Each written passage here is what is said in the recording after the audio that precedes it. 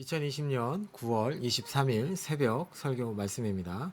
창세기 49장 13절에서 28절까지 말씀입니다.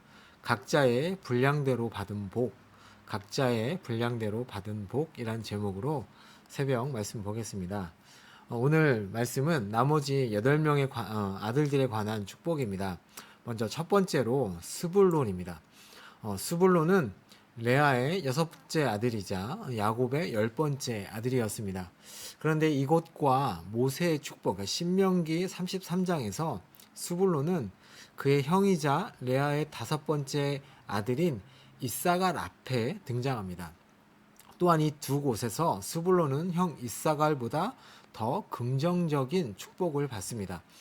야곱은 스불론이 바다를 접한 땅에 거주할 것으로 축복하는데 실제로 스불론 지파는 서쪽으로는 아셀, 므낫세 지파를, 동쪽으로는 납달리와 이사갈 지파를 접하는, 그러니까 바다가 없는 내륙 땅에 거하게 됩니다.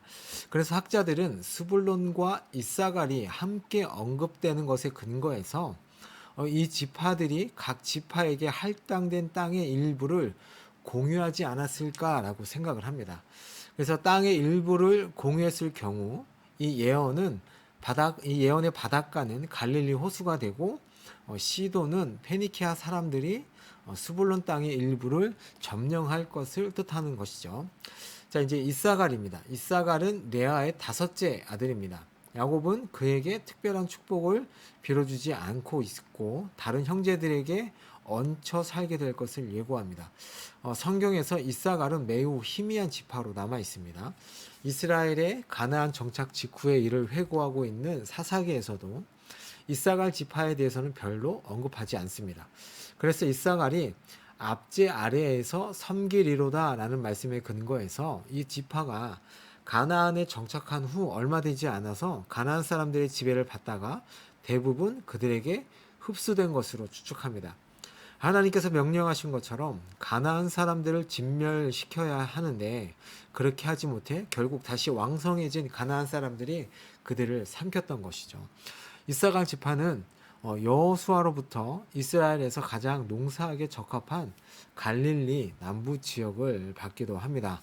자, 그 다음은 단 지파인데요. 단은 빌하의 첫째 아들이었고 야곱의 5째 아들이었습니다. 그는 야곱이 첩을 통해 얻은 아들들 중에 처음으로 언급되고 오늘 아들 복의 목록에서 7번째로 등장하여서 형제들 사이에서 중요한 위치에 있었음을 암시합니다.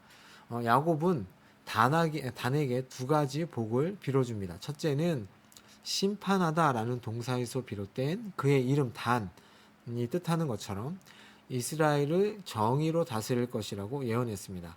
그는 모든 지파의 모범이 되는 삶을 살며 지파들 사이에 빚어지는 소송들을 판결하게 될 것이라는 예언이죠.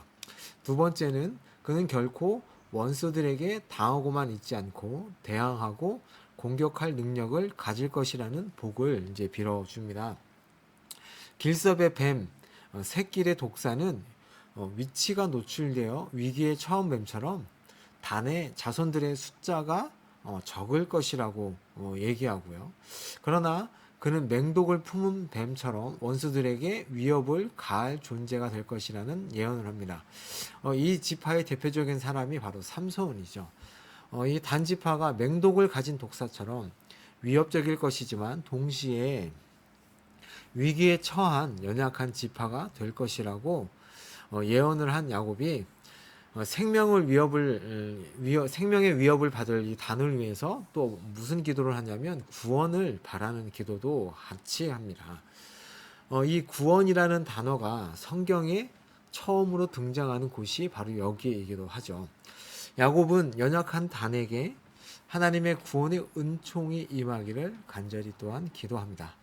자, 갓과 아셀 지파입니다.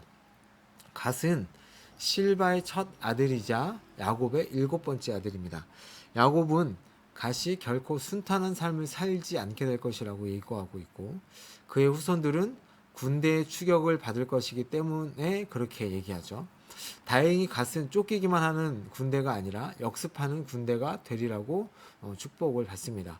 실제로 그의 삶을 보면 평탄한 삶이 아니었습니다.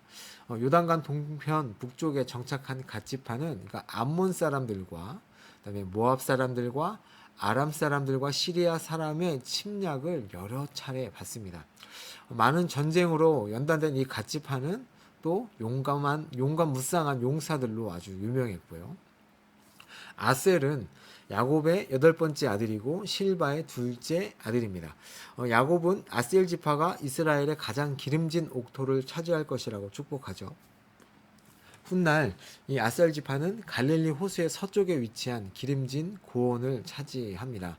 모세는 이 아셀이 이스라엘 지파들 사이에 매우 인정받고 인기 있는 지파가 될 것이라고 예언하기도 합니다.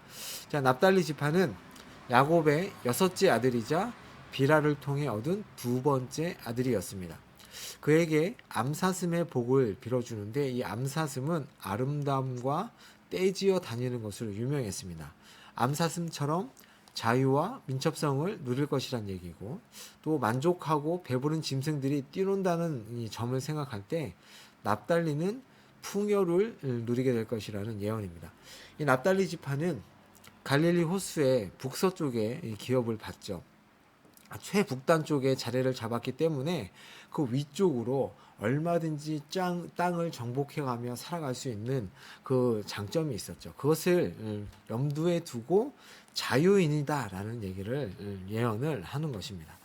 자, 그리고 일곱 번째 요셉입니다. 요셉은 야곱이 지극히 사랑하는 라헬의 첫 아들이자 11번째 아들이었습니다. 야곱은 요셉을 유난히도 사랑했죠. 야곱이 요셉의 2 아들 므낫세와 에브라임을 양자로 입양했기 때문에 요셉의 2 아들은 삼촌들과 어깨를 나란히 하며 기업을 얻게 됩니다. 그래서 민수기와 여호수아에서처럼 이곳에서 요셉은 므낫세와 에브라임 지파를 뜻합니다. 야곱이 빌어준 축복 중에 가장 긴 예언이기도 하고요. 내용문에 있어서도 유다의 것과 비슷합니다. 또 유다 이후에 빌어준 다른 아들들의 축복을 모아놓은 것이라 해도 과언이 아닐 정도로 많은 내용을 담고 있고요. 그 내용을 3가지로 분류할 수 있는데 첫 번째는 번성의 축복이고 2번째는 보호의 축복이고 그 3번째는 축복으로 보호와 그리고 다산의 축복으로 나뉘어서 얘기합니다. 첫 번째는 번성하는 가지라고 말하는데요. 이 번성하는 가지다라는 것은 다산과 풍요로움의 상징입니다. 그의 하나님이 나를 내가 수고한 땅에서 번성하게 하셨다라며 둘째 아들에게 지어준 이름 에브라임을 바탕으로 한 예언이기도 하죠. 2가지 모두 번성하다라는 동사에서 비롯되는 것입니다. 이 가지가 샘 옆에 있어서 충분한 물을 공급받아 담을 넘는다라고 얘기하는데 그것은 요셉의 자손들이 영토를 넓혀갈 것을 뜻합니다. 두 번째는 야곱이 하나님께서 요셉을 보호하실 것이기 때문에 그가 적들의 공격을 받아도 끄떡없을 것이며 자신을 충분히 방어할 수 있을 것이다 라고 축복을 받습니다. 요셉을 보호하실 하나님을 24절에 뭐라고 표현하냐면 전능자 그리고 목자 반석이라고 표현합니다. 매우 큰 힘을 가진 분 그리고 참 목자이신 분 반석처럼 흔들리지 않는 분이 요셉을 보호해 주실 것을 예언합니다.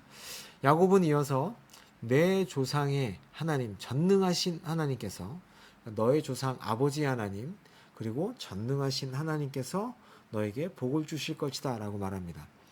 위로 하늘에서 내리는 복과 아래로 깊은 샘에서 솟아나는 복 젖가슴에서 흐르는 복 태에서 잉태되는 복 이 4가지를 통해서 너가 복을 받게 될 것이다 라고 얘기합니다. 처음 2개는 하늘과 땅에서 주는 복은 요셉 자손들이 거할 땅의 풍요와 기름진 것에 관한 것들이고 두 번째 다음 2개는 자손 번성에 관한 것들입니다. 야곱은 자신이 조상들로부터 물려받은 축복도 모두 요셉에게 빌어주는 것을 저희가 볼 수 있죠. 이제 마지막으로 베냐민입니다. 12아들 중에 막내이고 라헬이 낳다가 이 베냐민을 낳다가 죽은 둘째 아들이었습니다. 그는 자신의 것을 확신히 챙기는 축복을 받습니다.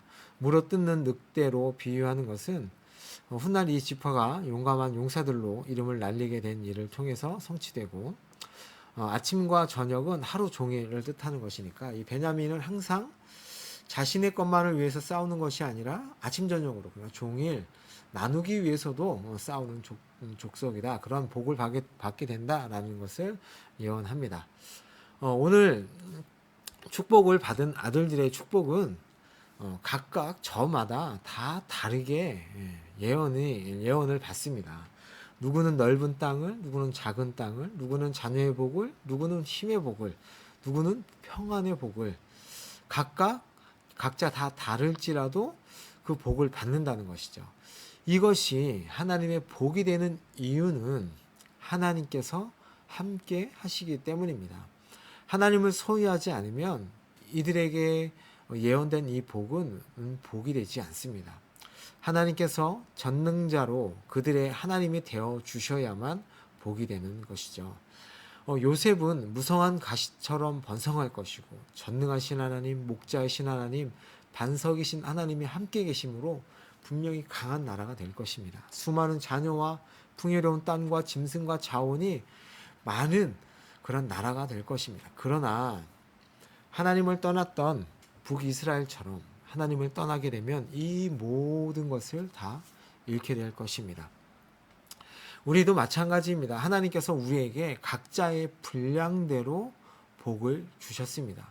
우리는 누가 많이 가졌고 누가 적게 가졌고를 논하는 것이 아니라 하나님께서 우리에게 주신 이 주어진 복 안에서 하나님과 함께 그 복을 누리며 다른 사람들에게 복이 되는 존재가 되어야 할 것입니다. 하나님께서 우리에게 주신 은사를 비교하지 않고 오직 교회를 세우는 일에, 그리스도의 몸을 세우는 일에, 하나님 나라를 세우는 일에 저희가 그 복을 잘 사용해야 할 것입니다. 오늘 하루도 하나님께서 우리에게 주신 그 은사와 복을 누리며 하나님과 함께 누리며 하나님의 교회를 세우는, 하나님의 몸을 세우는 일에 최선을 다하는 여러분이 되시기를 예수님의 이름으로 축복합니다. 제가 기도하겠습니다. 하나님 아버지, 우리에게 주신 복이 저마다 다 다르지만 그것을 소중하게 여기게 하시고 교만하거나 또한 무책임하게 사용하지 않게 하여 주옵소서. 주신 복에 감사하며 책임을 다하는 백성이 되게 하여 주시옵소서. 주신 복을 그리스도의 몸을 세우는 일에, 하나님 나라를 세우는 일에 최선을 다하며 살아가는 오늘 하루가 되게 하여 주옵소서. 예수님의 이름으로 기도합니다. 아멘.